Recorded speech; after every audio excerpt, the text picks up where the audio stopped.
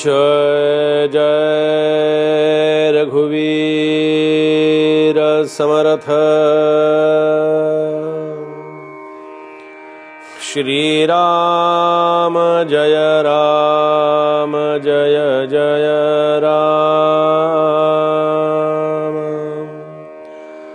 श्री राम जय राम जय जय राम। श्री राम जय राम जय जय राम।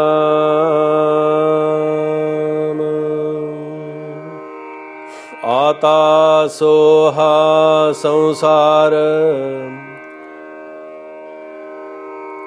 झाले दुःखाचे डोंगर।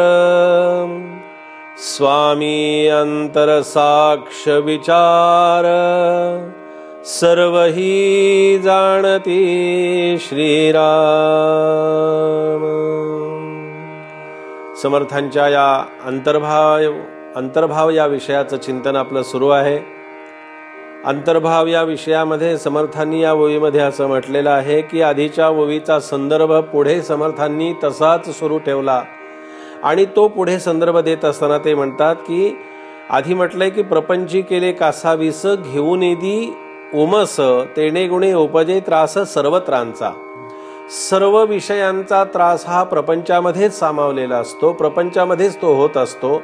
सर्व विषय याचा अर्थ असा की कोणताही विषय हा प्रपंचातला जो विषय आहे तो दुःखदायक आहे, क्लेशकारक आहे, कष्टकारक आहे, कष्टदायक आहे। आणि म्हणून पुढच्या ओळीमध्ये ते असं म्हणतात, तेणे गुणे उपजे त्रास सर्वत्रांचा। आता असो हा संसार झाले दुःखाचे डोंगर। स्वामी अंतरसाक्ष विचार सर्वही जाणती। या संसार दुःखामुळे काय झालं, आमची पुन्हा पुन्हा तेच करण्याची जी प्रवृत्ती आमच्यामध्ये जी निर्माण झाली, आमच्या मनामध्ये कधी असं वाटत नाही आम्हाला की ठीक आहे आम्ही हे काम केलं, पण पुन्हा ते काम करत असताना आधी केलेल्या चुका माहिती असूनही आम्ही परत ते काम करत असतो। म्हणजे प्रपंचामध्ये असंच होतं की प्रपंचात स्वार्थ करायचा नाही असं म्हणून आम्ही प्रपंचाला सुरुवात करतो, पण पुन्हा प्रपंचामध्ये स्वार्थाला कधी सुरुवात होते हे आमच्या लक्षातही येत नाही। बरं, प्रपंचातला स्वार्थ जो आहे हा प्रपंचातला स्वार्थ हा स्वकेंद्रित आहे, स्वतःसाठी मर्यादित असतो, म्हणून तो दुःखदायक आहे। स्वार्थाचे दोन प्रकार असतात, एक दुसऱ्याच्या कल्याणासाठी आणि एक स्वतःच्या स्वार्थासाठी। स्वतःच्या स्वार्थासाठी केलेला स्वार्थ किंवा स्वतःच्या हितासाठी केलेला स्वार्थ, स्वतःच्या फायद्यासाठी केलेला स्वार्थ हा दुःखदायक आहे, अतिशय क्लेशकारक आहे। तो स्वार्थ करत असताना किंवा ते स्वतःसाठी करत असताना एक आतमध्ये एक प्रकारची एक उर्मी असते। ती उर्मी जी आहे ती उर्मी त्रासदायक आहे। धन कमवत असताना, पैसा कमवायला हरकत नाही, कष्टानं धन जरूर कमवावं, पण धन कमवत असताना किंवा पैसा मिळवत असताना, पैसा आपल्याकडे जेव्हा येतो, धन आपल्याकडे आपण जेव्हा कमवतो तेव्हा आपल्याला आतून माहिती असतं की याच्यातलं कष्टाचं किती आहे आणि बिगर कष्टाचं किती आहे। याच्यामध्ये खरं प्रामाणिक धन आपण किती मिळवलेलं असतं आणि अप्रामाणिकपणे म्हणा किंवा कुठल्या अन्य मार्गाने म्हणा आपल्याकडे जमा झालेलं धन जे असतं तेही आपल्याला माहिती असतं। म्हणजे याचा अर्थ असा की माणूस जो आहे हा माणूस जाणीवपूर्वक चुका करत असतो आणि जाणीवपूर्वक केलेल्या चुकेला नक्की शासन हे आहेच आहे। परमार्थामध्ये ईश्वराच्या दरबारामध्ये जाणीवपूर्वक केलेल्या कर्माचं फळ हे निश्चितपणे मिळत असतं। कदाचित थोडासा वेळ मागे पुढे होत असेल। काही लोक म्हणतात ना की बुवा आम्ही एवढं देवाधर्माचं करतो, इतकं प्रामाणिकपणे राहतो, इतकं सत्यानं वागतो, इतकं आम्ही निष्ठेनं काम करत असतो, इतकं आम्ही सगळं करत असतो आणि आमच्या बरोबरचा माणूस, आमचा शेजारी काहीच करत नाही आणि त्याच्याकडे येणारं धन, त्याच्याकडे येणारा पैसा, त्याच्याकडे येणारी संपत्ती, या सगळ्यावरती याचं बारीक लक्ष असतं आणि तरी सुद्धा तो अतिशय आनंदामध्ये जीवन जगतोय म्हणे, असं लोक म्हणत असतात बरं. पण त्याचं ते आनंदामध्ये जगणं किंवा आनंदामध्ये जीवन जगणं हे फक्त अंथरुणावरती पडेपर्यंतच असतं. अंथरुणावरती पडल्यानंतर त्याची जी तळमळ चाललेली असते, त्याला शांत झोप लागत नाही, त्याला दोन अन्नाचे घास कधी गोड अगदी व्यवस्थित कधी खायला मिळत नाहीत, तरी सुद्धा तो नेटानं कष्ट करत असतो आणि पैसा मिळवत असतो, धन जमा करत असतो. आपण प्रामाणिकपणे काम करत राहणं, आपण न्यायानं आणि निष्ठेनं काम करत राहणं हा परमार्थ आहे. परमार्थ म्हणजे काय, अगदी गळ्यामध्ये अगदी बसून आपण अगदी मंदिरामध्ये बसून माळ घालून जप करून पूजाच केली पाहिजे, परमेश्वराची आराधना तिथे बसूनच केली पाहिजे, रोज अगदी 2 तास पूजा झालीच पाहिजे, सोहळ्यामध्ये आपण अगदी सगळ्या कर्म केलीच पाहिजेत, असा कुठल्याही प्रकारचं बंधन आणि कुठल्याही प्रकारची अशी अट परमार्थामध्ये कधीही असत नाही.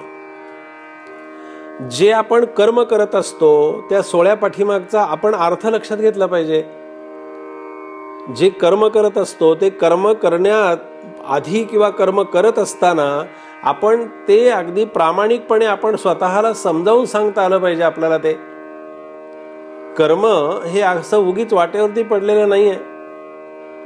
कर्माच्या पाठीमागची बाजू जी आहे ती आपण नीट समजावून घेतली पाहिजे की परमार्थ जो आहे हा सत्यानं न्यायानं आपण काम करत राहणं, दीन दुबळ्यांसाठी, गोरगरिबांसाठी, असहाय्य लोकांसाठी, किंवा आपल्याला जे जे काही पुण्यकर्म करण्याची संधी ईश्वरानं आपल्या जीवनामध्ये उपलब्ध करून दिली असेल तर ती संधी आपण स्वतः त्या संधीचं सोनं करून, त्या संधीप्रमाणे किंवा मिळालेल्या संधीचा उपयोग करून आपण दुसऱ्यासाठी उपयोगी पडणं हा माझ्या दृष्टीनं अतिशय सर्वश्रेष्ठ अशा प्रकारचा परमार्थ आहे.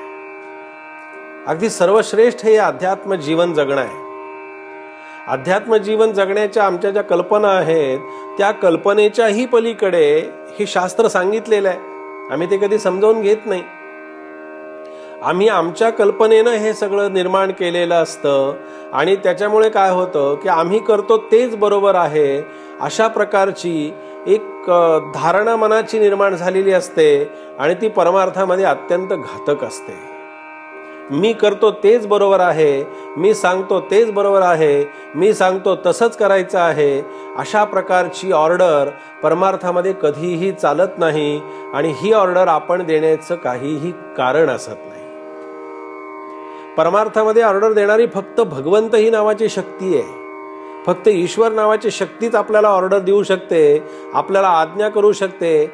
आपल्याला आज्ञा करण्याची ताकद आपल्यामध्ये कधीही आपल्याला आलेली नसते किंवा ती नसते आपल्यामध्ये.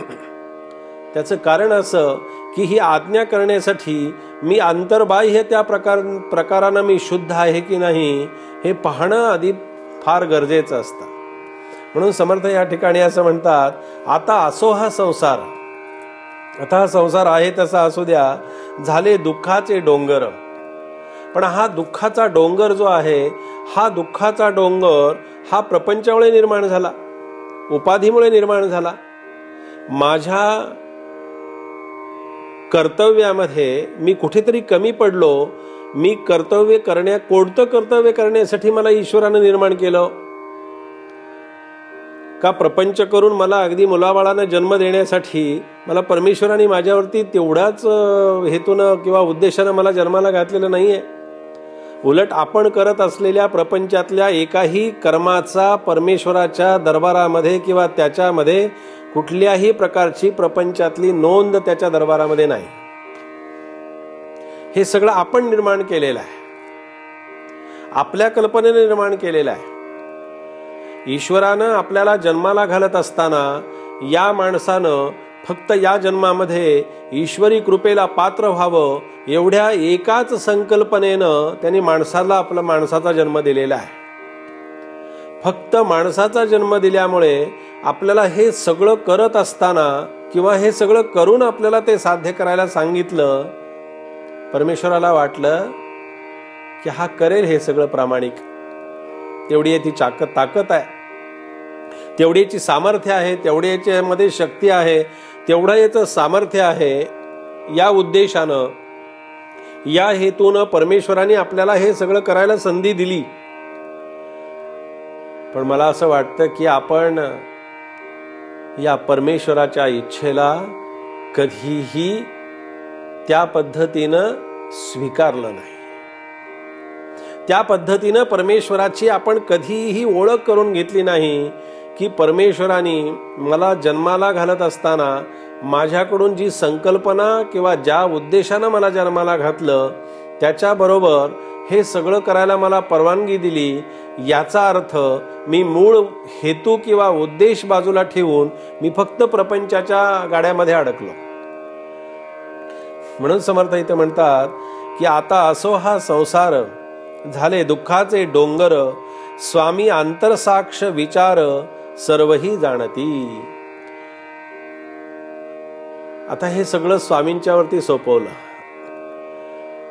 आता हे सगळं स्वामींनी पाहावं. खरं आहे, कारण स्वामी हा तिन्ही जगाचा मालक असतो. स्वामीचं अंतःकरण मोठं असावं लागतं. स्वामी म्हणून घेणं खूप सोपं असतं, पण स्वामी या शब्दाची अंतःकरणामध्ये जाणीव सतत ठेवावी लागते. आणि ज्याची अंतःकरणामध्ये ही सतत जाणीव असते की मी स्वामी आहे, मी मालक आहे, मी या सगळ्या नियंता आहे किंवा त्राता आहे, या अर्थानं मी स्वामी आहे, याची जाणीव मला अंतःकरणामध्ये असली पाहिजे. आणि त्या दृष्टीनं माझी दृष्टी जी आहे ही माझी दृष्टी ही स्वामीमय झाली पाहिजे. नाहीतर अंतःकरणामध्ये एक आणि प्रत्यक्ष करतोय भलतंच काहीतरी, मनामध्ये एक आणि प्रत्यक्ष कृती वेगळीच काहीतरी, याला स्वामी म्हणत नाहीत. सर्वसामान्य माणूस याच्यापेक्षा खूप चांगला असतो. सर्वसामान्य माणसाच्या अंतःकरणामध्ये ईश्वराबद्दल प्रेम असतं, निष्ठा असते, भाव असतो, भक्ती असते, श्रद्धा असते. पण मला काय एकदा स्वामित्वाची जाणीव माझ्या मनामध्ये निर्माण झाली आणि तो पोकळ आणि खोटा अहंकार माझ्या मनामध्ये निर्माण झाला की त्याच्यासारखं दुसरं दुःख नाही, त्याच्यासारखं दुसरं कष्ट नाहीत, त्याच्यासारख्या दुसरी आणखीन कुठली व्यथा असू शकत नाही. म्हणून समर्थ इथे म्हणतात की आता ठीक आहे, स्वामी आंतरसाक्ष विचार सर्वही जाणती. अंतरात्म्याला साक्षी ठेवून केलेलं कर्म हे फक्त स्वामी जाणू शकतात. स्वामी या अर्थानं शब्द इथं वापरलेला आहे की या सगळ्यावरती ज्याचं स्वामित्व आहे, तो या सगळ्यावरती ज्याची सत्ता आहे, या त्रिभुवनावरती, याचा अर्थ असा की या सगळ्या कार्यावरती आणि या सगळ्या विषयांच्या वरती ज्याचं स्वामित्व आहे, जो मालक आहे, जो खरा त्राता आहे, त्याच्यासाठी इथं असं म्हटलेलं आहे की स्वामी आंतरसाक्ष असतात. म्हणजे अंतरातली साक्ष ही त्यांच्यापर्यंत पोहोचत असते. आम्ही प्रापंचिक आहोत. महाराजांनी इथं म्हटलेलं आहे, प्रपंच काळजी करता कशाला, आपल्या हिताला येत नाही. फार सुंदर महाराजांचा विचार आहे. प्रपंचाची काळजी कशासाठी करायची,